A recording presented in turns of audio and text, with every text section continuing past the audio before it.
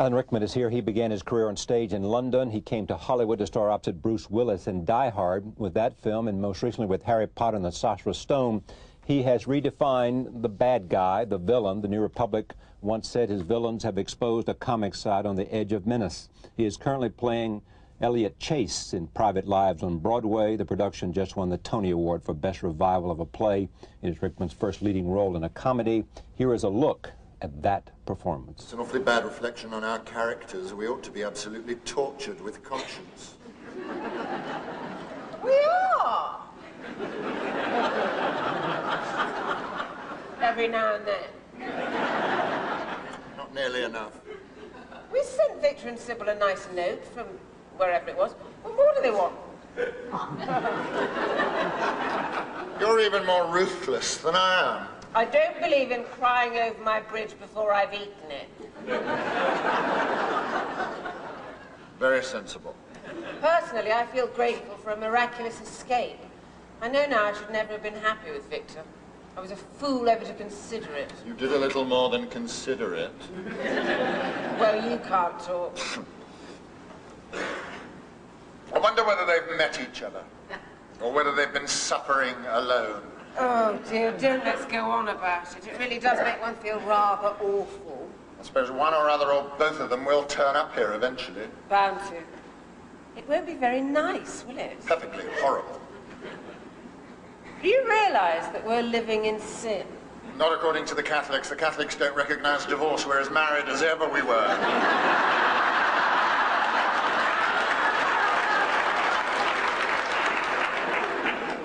Yes, dear, but we're not Catholics. Never mind.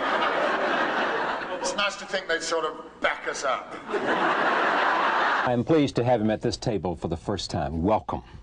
Nice to be here. Thank you. Tell me where you think Private Lives is in the great spectrum of romantic comedies. I mean, is it near the top? Well, there was a point in rehearsals when we were trying to, build some sort of shape or some structure that would help us to get through the evening, because it's an incredibly demanding piece to do. And I said, well, it's like three plays in one. The first act is like playing a restoration comedy. The second act is like moving swiftly to Chekhov. And then the third act is Fado. So, and the fact that Noel Coward pulls all three of those rhythms and identities off puts it pretty high up. Pretty high, yeah. He wrote it like in 3 or 4 days. I think it was fast, yeah, which is staggering. It's pretty fast, wouldn't you say? And it's staggering if it has all the elements you say, from there to Chekhov to... Yeah. It's a masterpiece, really. I mean, I wasn't sure.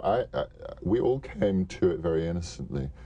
I'd only ever seen it once before. Lindsay, I don't know, had ever seen it. And Howard Davis, actually, when he was asked to direct it, turned it down. He just said, oh, I don't want to direct Noel Coward. And I wasn't sure that I'd ever wanted to be in a Noel Coward play. And the smart producers actually said to him, have you ever read it? And he said, well, no, I haven't. They said, could we suggest you read it? Yes, that would be good. And then he basically discovered a new play that he fell in love with. And in a way, that's where we've all, that's the point at which we came to it. You say he discovered a new play to himself. To himself, yeah. I mean, in other words, was it in fact a new play because he had never read it before, or a new play in context of everything else that had been done with Private Lives? That too, because I think in as much as I know what people have written about this production, they've called it revelatory, because we take the play very much at face value. There is no kind of holding up of too many cocktail glasses and brittle speech rhythms. It's taken at its face value, and then you discover that this is a writer of great wisdom and compassion and melancholy. And wit. Unbelievable wit, but interestingly enough, and this is why Howard's such a good director, the more serious Lindsay and I were in rehearsals, the more he laughed, and so that became the identity of the production. Yeah. Help me understand why it's so different from other productions, or what is revealing about this interpretation.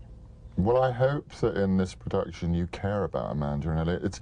One of the problems you have with the play is that these people do absolutely nothing for a living, so it's hard to sympathise Yes, that's right. with their dilemmas. Exactly. That's right. They are. I hope that what we found are their vulnerable spots, and so you actually care about them a bit more this time. And what's his vulnerable spot?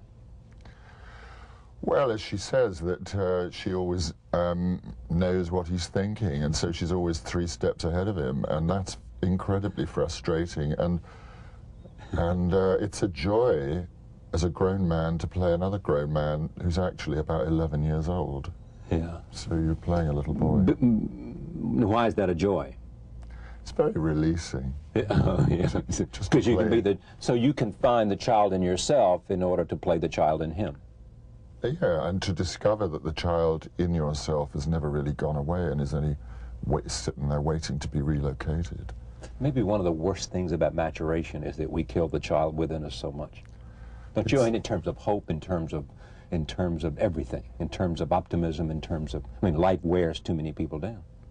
I think that's true, and people, you know, there's a lot of pressure to have some kind of public image in whatever your job is, and I think that's one of the great things about being an actor, is that at your peril do you lose touch with the child in you. You have to almost be in touch with everything as part of you to be a great actor, don't you? I mean, that's part of the genius of the best, is that they are in touch with all of their feelings, emotions, experiences. Got to be available to you, yeah, hopefully, physically, head to foot, every emotion, and things that you don't even know about, but very much your innocence. Now, is that a learned thing, or is that somehow intuitive and there?